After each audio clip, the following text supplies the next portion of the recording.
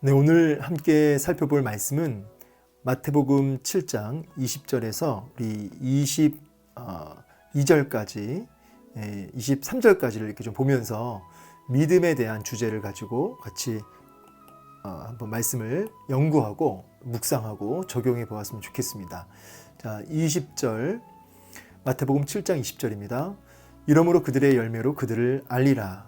나더러 주여 주여 하는 자마다 다 천국에 들어갈 것이 아니요 다만 하늘에 계신 내 아버지의 뜻대로 행하는 자라야 들어가리라. 그날에 많은 사람이 나더러 이르되 주여 주여 우리가 주의 이름으로 선지자 노릇하며 주의 이름으로 귀신을 쫓아내며 주의 이름으로 많은 권능을 행하지 아니하였나이까 하리니 그때 내가 그들에게 밝히 말하되 내가 너희를 도무지 알지 못하니 불법을 행하는 자들아 내게서 떠나가라 하리라. 아멘. 자, 오늘 이 말씀은 참 사모하면서도 두려워하는 그런 말씀입니다. 오늘 이 말씀의 의미를 좀 살펴보고 이 믿음이란 것이 무엇인지를 좀 제대로 좀 이해하는 시간 되었으면 좋겠습니다. 먼저 열매로 그들을 알리라. 자, 이 구절만 딱 떼어서 보면 이제 행위 구원을 의심할 수 있습니다. 행위 구원. 우리는 예수님을 믿음으로 구원이죠. 참 중요한 이야기를 좀 하나 하자면 이런 겁니다. 뭐냐면 다른 종교에도 믿음은 있습니다. 모든 종교에는 믿음이 있고요. 사실은 종교 외에도 우리가 믿기 때문에 모든 것을 하는 것입니다. 사실 모든 요소, 그러니까 뭐 예를 들자면 우리가 버스를 타도 버스 운전기사 아저씨가 운전을 제대로 해줄 것이라고 하는, 또 버스가 안전하다고 하는 믿음을 가지고 버스를 타는 거죠. 이제 뭐 하나부터 열까지 우리는 다 이 믿음 없으면 할 수가 없습니다. 사실 그래서 철학적으로도 이해가 돼서 그것을 뭐 믿는다기보다는 믿는다가 아니라 이제 믿기 때문에 우리가 사실 이해가 되는 것이다라고 얘기도 하죠. 철학적으로도. 그러니까 모든 것을 믿기 때문에 이해가 되고 믿기 때문에 하는 것입니다. 그래서 그만큼 이 믿음이 우리의 일상과 우리의 삶 전체를 이렇게 주관하는데요. 타 종교와 기독교의 그 믿음의 결정적 차이가 있습니다. 타 종교도 믿음이 있는데 타 종교에서의 믿음은 뭐냐면 그 행위를 이끌어내는 겁니다. 행위를 이끌어낸다. 그러니까 이제 좀 더 얘기하자면은 수련을 통해서 이제 불교 같은 경우는 이제 성불을 이루고요. 성불을 통해서 이제 구원을 이룹니다. 이 불교를 예로 들자면 그렇다는 거예요. 그래서 믿음 자체가 구원을 주는 것은 아니에요. 이제 그들은 뭐냐면 그들이 믿고 있는 어떤 교리나 그들이 믿고 있는 어떤 진리의 체계가 결국은 이렇게 성불이라고 하는 행위라고 하는 수련이라고 하는 행위를 이끌어냅니다. 그래서 믿음은 행위를 이끌어내는 어떤 그 도구가 되는 거죠. 그리고 이제 행위를 이끌어낼 뿐만이 아니라 그 행위를 지속하게 하는 이제 그 동력이 믿음입니다. 그러니까 이제 이 행위를 믿음을 통해서 이끌어냈다면 그 행위를 통해서 궁극적으로는 어디로 가냐면 이제 구원, 이제 불교 용어로 얘기하자면 성불에 이르는 것이죠.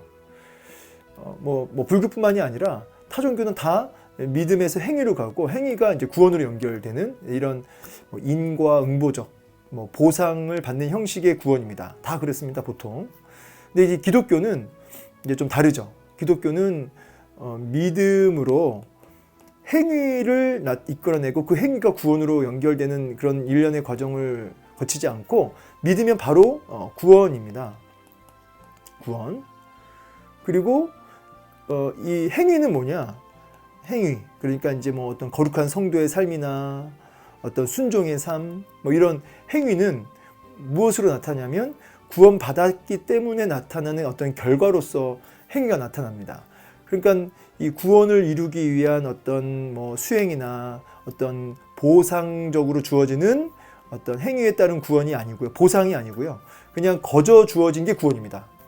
그러니까 거저 믿음을 받았고, 뭐 다른 말로 하자면 이제 은혜로 믿음을 받았고, 그래서 은혜로 구원을 받는 거예요.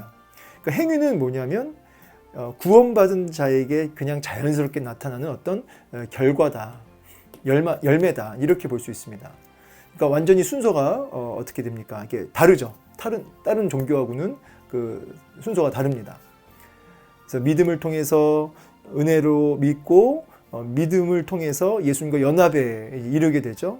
예수님과 연합하여서 이제 결정적으로 이 어떤 일이 벌어지냐면 이 본성이 거듭났다고 해야 될까요? 물론 이제 우리가 이 땅에 어떤 죄악된 세상 속에서 유혹을 끊임없이 받고 있고 또 육신의 죄성이 여전히 잔재하죠. 그래서 끊임없이 거듭난 본성과 그리고 내 안에 있는 육신의 정욕과의 또 세상의 유혹과의 싸움은 있습니다. 이런 싸움은 늘 있죠. 영적 전쟁이 늘 있습니다.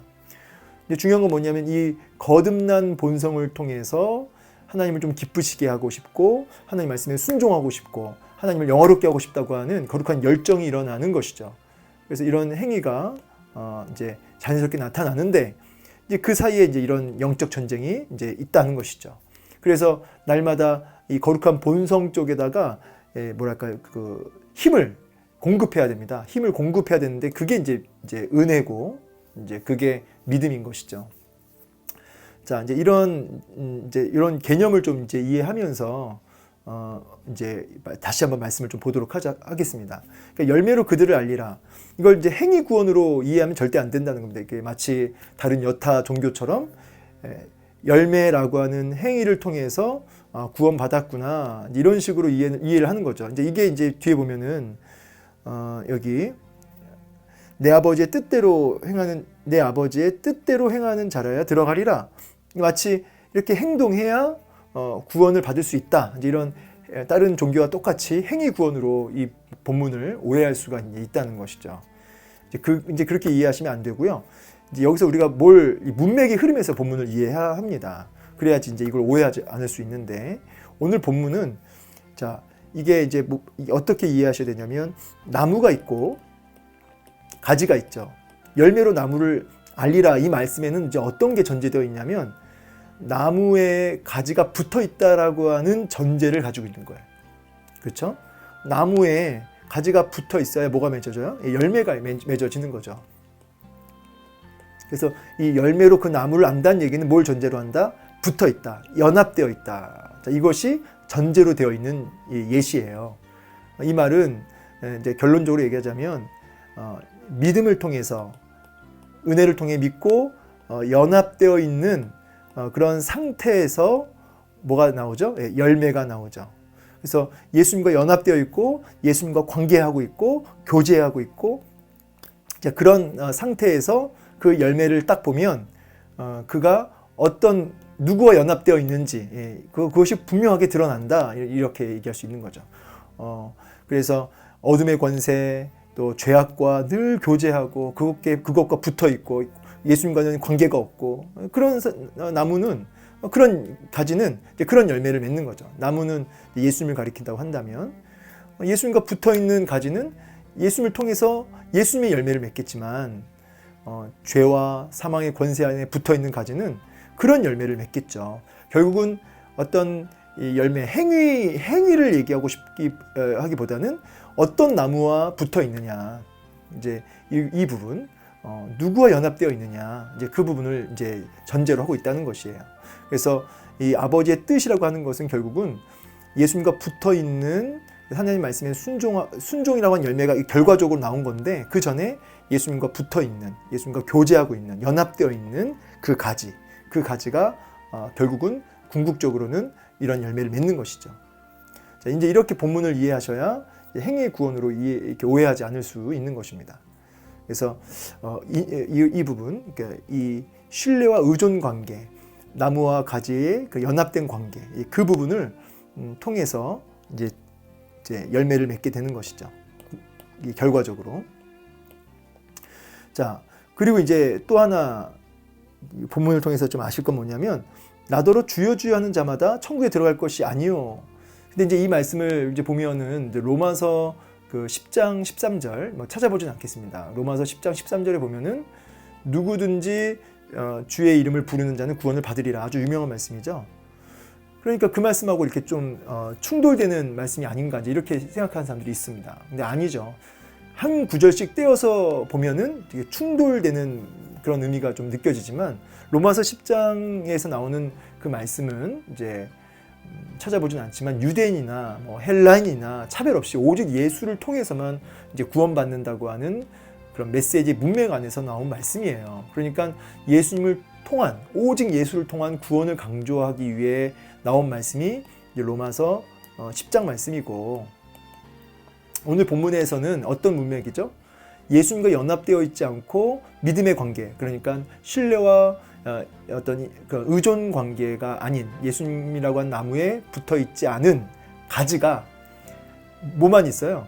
예, 입술만 있어요. 주여 주여 말만 있는 거죠. 이게 이제 뭐냐면 이제 불법을 행하는 자들이죠. 결국은 외식하고 불법을 행하는.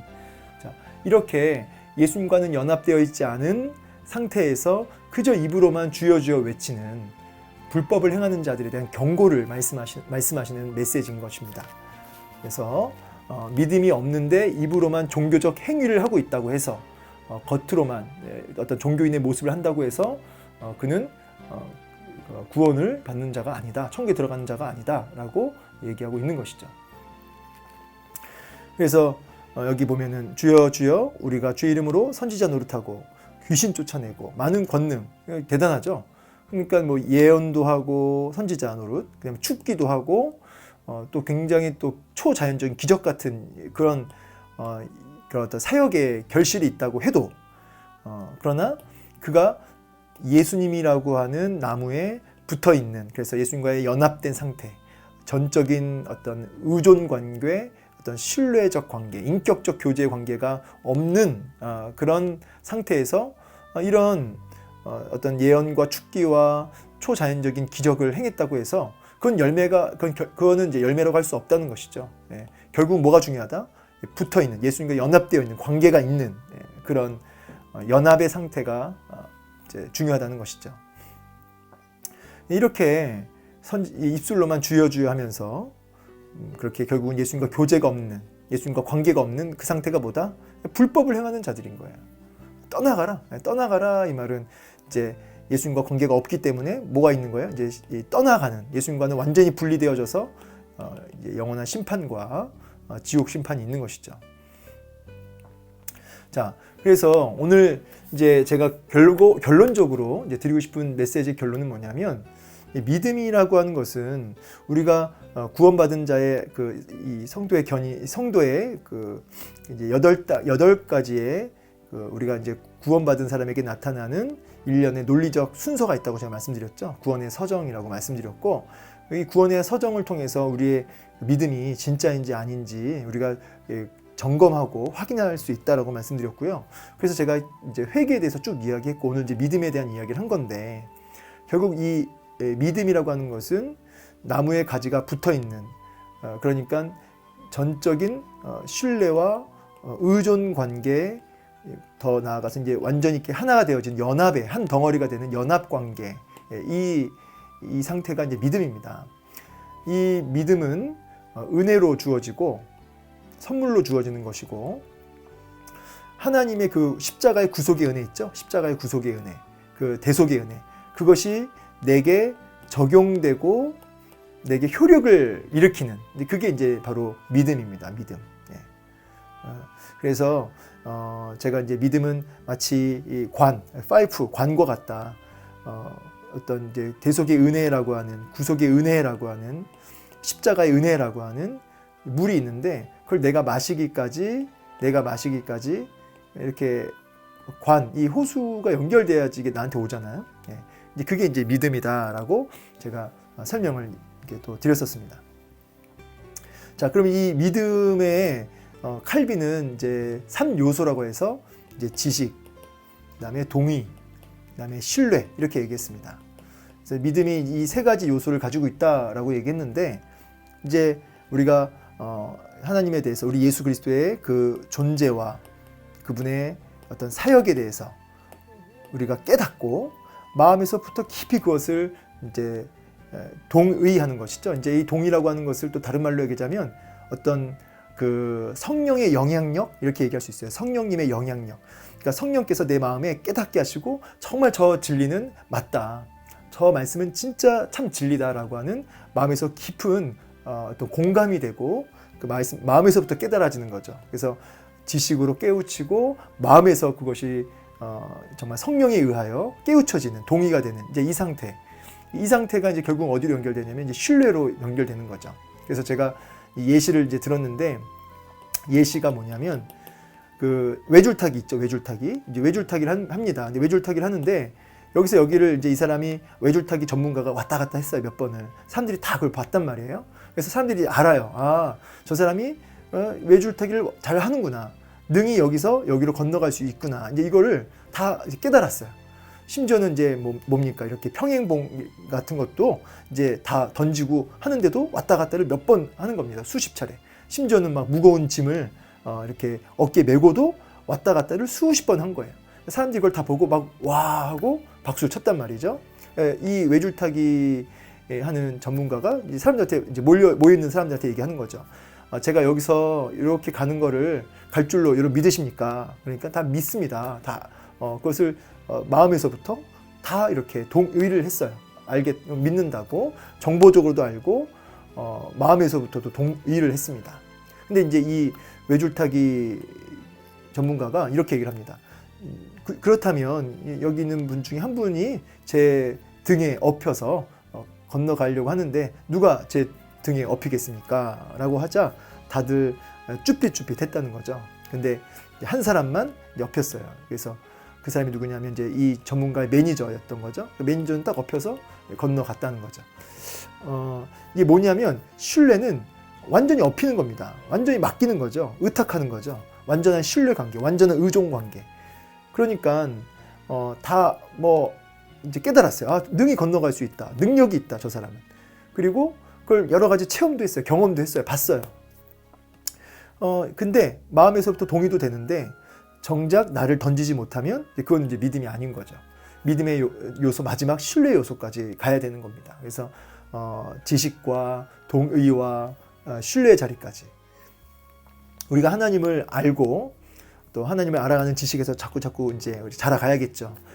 예수님이 누구신지 그리고 그분이 어떤 일을 행하셨는지 우리가 그것을 깨닫고 마음에서부터 성령에 의하여 그것이 정말 진리가 맞구나라고 하는 깨우침이 있고 그 말씀이 그 진리가 막 내 마음에 동의가 되고 영향력을 끼치고. 근데 여기서 끝나면 안 된다는 거죠.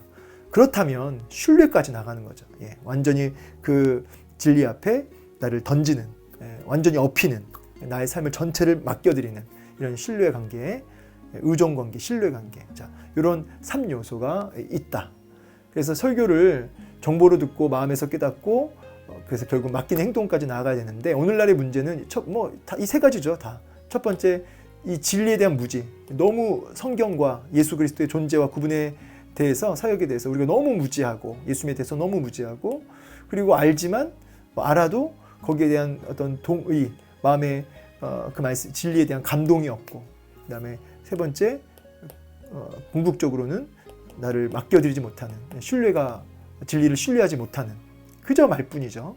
이런 세 가지 이 믿음의 부재가 오늘날 우리의 모든 삶의 그 문제의 본질이 아니겠는가 이렇게 생각해 볼 수 있습니다. 말씀 마무리하겠습니다. 오늘 이 믿음에 대해서 공부했고요. 우리가 이 주여 주여 그저 입술로만 주여 주여 하지 말고 신뢰의 자리까지 갈 수 있는 참된 믿음, 참된 예수 그리스도라고 하는 나무에 잘 붙어 있는 연합되어 있는 신뢰 관계까지 나아가는 그런 믿음의 사람 다 되기를 원합니다. 오늘도 영적 전쟁이 치열합니다. 세상과 또 사탄 마귀는 끊임없이 우리를 유혹합니다. 그 속에서 우리는 거듭난 본성을 이제 가진 자들이니까 날마다 이 거듭난 본성에 힘을 공급할 수 있도록 날마다 말씀과 기도로 늘 무장하시는 저와 여러분 되기를 주의 이름으로 축원합니다. 감사합니다.